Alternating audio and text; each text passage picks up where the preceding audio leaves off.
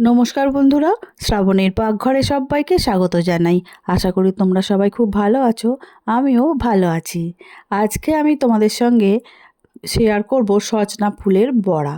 এই সজনা ফুলের বড়া, এই যে সময়টা এখন চলছে আমাদের শীতের শেষ, বসন্তের সময়, খাওয়া কিন্তু শরীরের জন্য খুবই ভালো। সেই জন্য আমাদেরও বাড়িতে 2-3 বার খাওয়া এর মধ্যে হয়েই গেছে। তো আজকে ভাবলাম সব সময় তো ভাজাই খাওয়া হয় শুধু, আজকে একটু চপের মতো করে বানিয়ে খাওয়া হোক, একটু স্বাদটাও আলাদা হবে। ফুলগুলো খুব ভালো করে বেছে নিয়েছি, বেছে পরিষ্কার করে ধুয়ে নিয়ে চলে আসতে হবে, কারণ অনেক সময় রাস্তার ধারেই এই সব গাছগুলো হয়ে থাকে, তো যার জন্য ধুলো ময়লাটা একটু বেশিই থাকে এই ফুলের মধ্যে। দুটো বড় সাইজের পেঁয়াজ ছোট ছোট করে কেটে নিয়েছি, নিলাম পরিমাণ মতো নুন, অল্প একটু হলুদ গুঁড়ো, 1 চামচ গোলমরিচ গুঁড়ো, 1/2 চামচ আদা গুঁড়ো, 2 চামচ তিল ভাজা, হালকা করে রোস্ট করে তিল ভেজে রেখেছি আমি, আর দিয়ে দিলাম 1 চামচ কালো জিরে, আর প্রয়োজন অনুযায়ী বেসন দিচ্ছি, আর একটু মুচমুচে হওয়ার জন্য 2 চামচ চালের গুঁড়ি দিয়ে দিচ্ছি। সব কিছু দেওয়া হয়ে যাওয়ার পরে খুব ভালো করে চেপে চেপে কিন্তু মেখে নিতে হবে।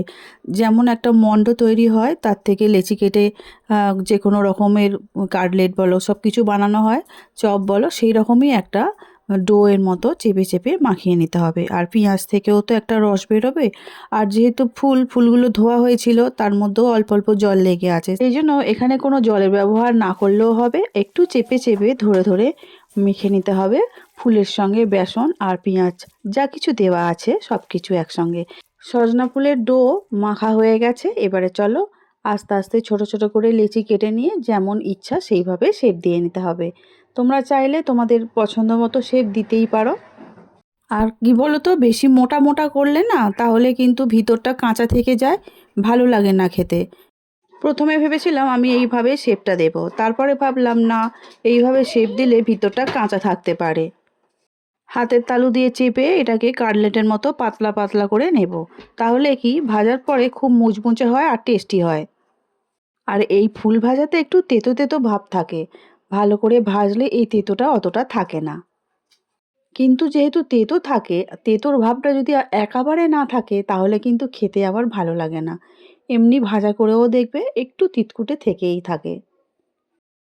তোমরাও কি আমাদের মতো সজনা ফুলের বড়াটা এইভাবে বানিয়ে খেতে পছন্দ করো? তাহলে অবশ্যই কমেন্টে কিন্তু জানাবে আজকে আমার সজনা ফুলের বড়ার রেসিপিটা কেমন লেগেছে। দেখতেই পাচ্ছ আমি কীরকম হাতের সাহায্যে একটু চেপে চেপে দিলাম, তাহলে একটু চ্যাপটাও হয়ে গেল, ভাজতে কিন্তু খুব সুবিধা হবে। আর ভাজার পরে বললাম খেতে কিন্তু খুবই ভালো হয়।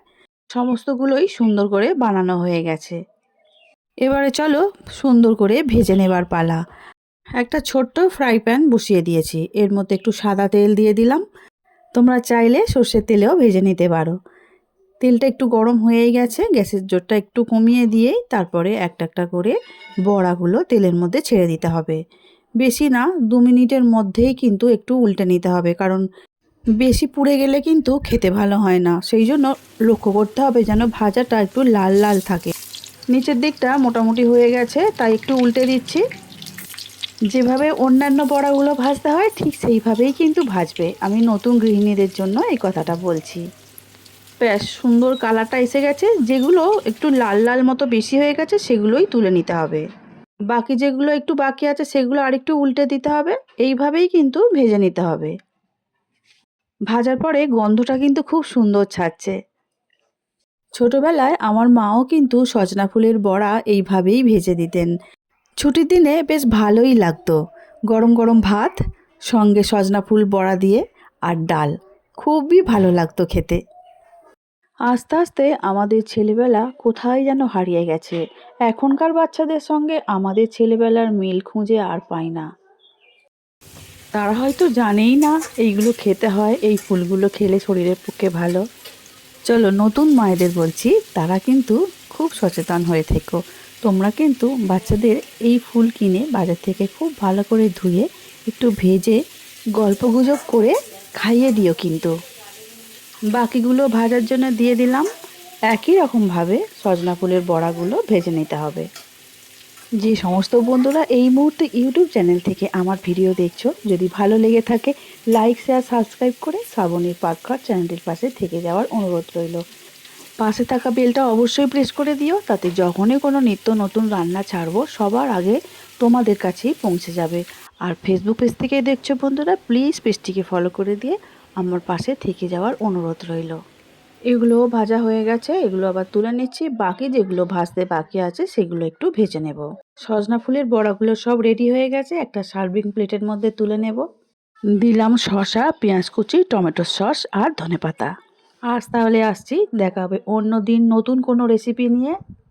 আমার ভিডিওটি দেখার জন্য অসংখ্য অসংখ্য ধন্যবাদ আমার সব বন্ধুদের।